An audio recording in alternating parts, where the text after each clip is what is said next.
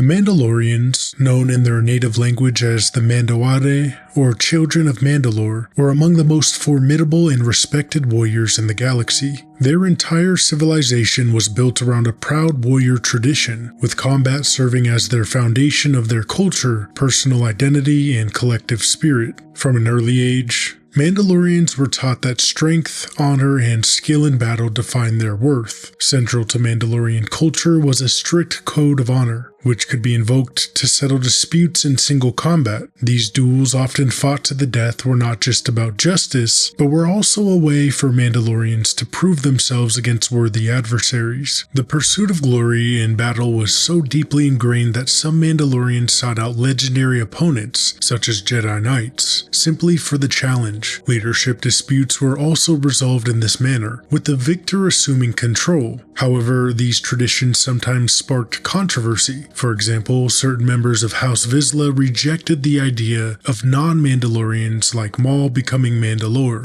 or the Mandalorian ruler. A central symbol in Mandalorian society was the Darksaber, a unique, ancient black-bladed lightsaber created by the first Mandalorian Jedi, Tar Vizsla. House Vizsla claimed the Darksaber as a symbol of leadership and unity, and it became tradition that only those who won the weapon in combat could be considered its legitimate owner and, by extension, the rightful leader of Mandalore. Taking the Darksaber through any other means was viewed as illegitimate, further reinforcing the Mandalorian ethos of strength and honor. Mandalorians spoke both Galactic Basic and their own language, Mando'ade, which also had its own written script. Their society was organized in a hierarchical structure resembling a pyramid. At the top stood the Mandalore, with the Mandalorian protectors serving as elite enforcers of the leader's rule. Below them were the large political houses composed of various family clans. House Vizsla, for instance, included clans such as Clan Vizsla and Clan Ren. During the reign of Duchess Satine Kryze and the new Mandalorian government, in the Clone Wars era, Mandalorians largely turned away from their militaristic roots, maintaining order through a police force and secret service that used non-lethal weapons like electropoles and energy shields. Despite their reputation for being human, Mandalorian culture was inclusive. One did not have to be born Mandalorian to become one. Anyone, regardless of species, could be accepted into their ranks by following the Mandalorian creed. This openness led to the adoption of foundlings, children, often orphans, taken in and raised according to Mandalorian customs.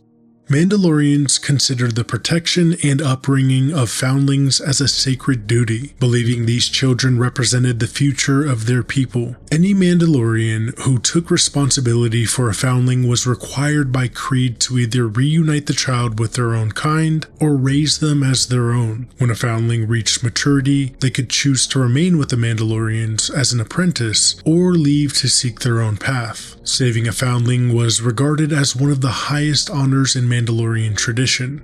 Although foundlings who joined Mandalorian society were given equal status, including the right to wear armor and form their own clans, social prejudice occasionally surfaced. Certain groups, such as the Night Owls, disparaged foundlings, claiming they lacked Mandalorian blood. Despite this, many prominent Mandalorians, including Grogu and Din Djarin of Clan Mudhorn, as well as the infamous bounty hunter Jango Fett, were foundlings themselves. Within Mandalorian society, religious and ideological differences also existed. Orthodox sects, like the Children of the Watch, adhered strictly to ancient ways, such as never removing their helmets and following the way of the Mandalore. These groups sometimes refused to recognize other Mandalorians as legitimate, while mainstream Mandalorians often viewed them as fanatics.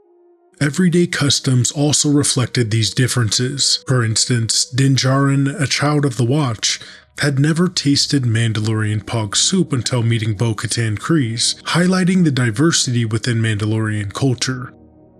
In summary, Mandalorian society was shaped by a devotion to honor, combat, and tradition, but also adaptability, inclusivity, and a deep commitment to the next generation. Despite internal divisions, their identity as warriors and protectors of the creed has remained constant throughout the ages. Weapons and combat are deeply woven into the very fabric of Mandalorian culture. For Mandalorians, weaponry is not simply a means of defense or conquest, but a fundamental aspect of their identity and belief system. At the heart of Mandalorian martial culture is their legendary armor, recognizable across the galaxy by its angular honeycomb pattern plating and iconic T-shaped visor of the helmet. Mandalorian armor is more than just protective gear. It's a symbol of heritage, status, and unbreakable will. This armor is crafted from Beskar, a rare metal native only to Mandalorian worlds. Beskar is revered not just for its scarcity, but for its near-mythical resilience. It can withstand blaster shots and even deflect blows from a lightsaber, making it uniquely suited to Mandalorian needs.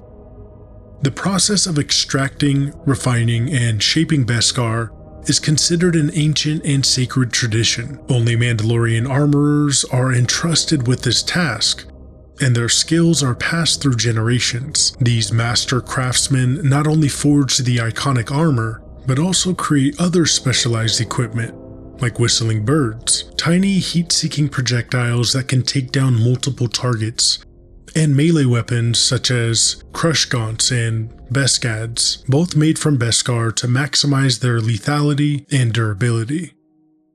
Beyond armor, Mandalorian warriors are renowned for their innovative approach to warfare, especially in their long-standing rivalry with the Jedi.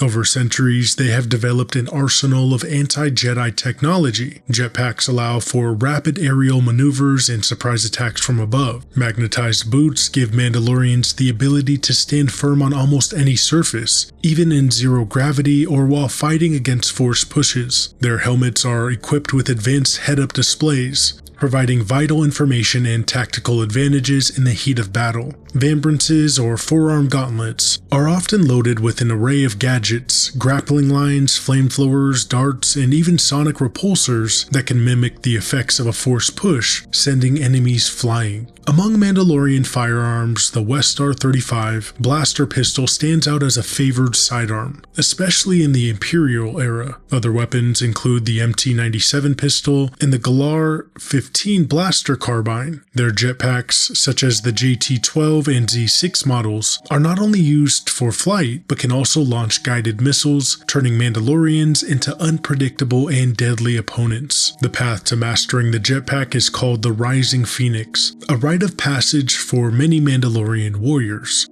When it comes to starships, the Kalmar K-class fighter transport remains the archetype of Mandalorian design, fast, heavily armed, and versatile in combat. Mandalorians are fiercely protective of their armor and Beskar, seeing them as sacred relics that should never fall into outsider hands. The Mandalorian creed dictates that only those of the culture are worthy of donning Beskar armor. This is why Din Djarin, upon learning of Boba Fett's Mandalorian heritage, permitted him to reclaim his father's armor, which had been passed down through their family. Nevertheless, Mandalorian armor sometimes finds its way into possession of non-Mandalorians through theft, trade, or as trophies of war. Figures like crime lord Dryden Voss, the Trandoshan hunter Garnak, and the Tempest runner Lorna D have all owned genuine Mandalorian armor at some point. The notoriety of Boba Fett inspired many bounty hunters to wear imitation Mandalorian armor, making the T-shaped visor a common sight even among those who lacked any true connection to Mandalore. Beskar equipment is sometimes found outside Mandalorian circles as well. The rebel leader, Enfys Nest, wielded Beskar vambrances. During her alliance with Mandalorian warriors, the Jedi Ahsoka Tano was given Beskar gear, illustrating the value placed on this metal.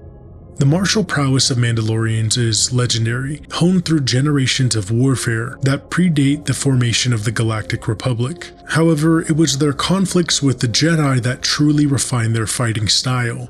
Mandalorian combat is a blend of melee, ranged, and hand-to-hand techniques, all enhanced by technological advantages. Their approach is designed to surprise and overcome even the most skilled Jedi, who rely on the Force as much as their lightsabers. Mandalorians are famous for their adaptability in combat, utilizing technology to level the playing field against supernatural opponents. One notable tradition in Mandalorian combat is the Kill to Be Kiss, a brutal headbutt named after Mandalore's former capital city. This move, like many Mandalorian customs, is both practical and symbolic, embodying the directness and ferocity of their warrior culture.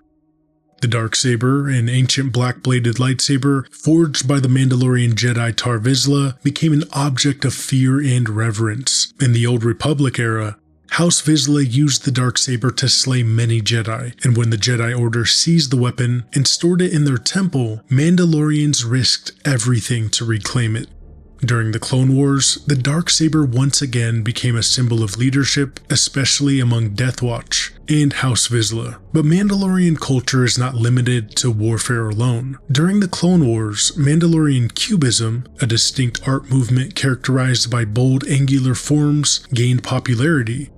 After the war, these same paintings were repurposed to glorify Mandalorian strength and resilience. Their art and architecture reflect the same geometric patterns seen in their armor. Diamonds, hexagons, and honeycomb motifs appear everywhere, from buildings and vehicles to clothing and even hairstyles. The Darksaber itself is a testament to this aesthetic, with its angular pommel, handguard, and blade emitter.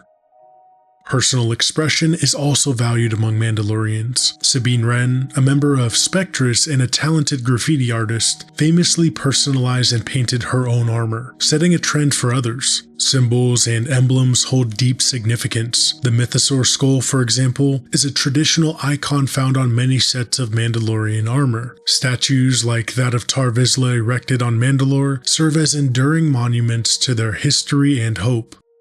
When the Empire defiled this statue by constructing an outpost on it, Mandalorians destroyed the outpost to restore the symbol to its former glory. Across the galaxy, Mandalorians are recognized not only for their martial strength and tactical brilliance, but also for their unique visual culture, one that blends artistry, tradition, and the unyielding spirit of a people forged by conflict.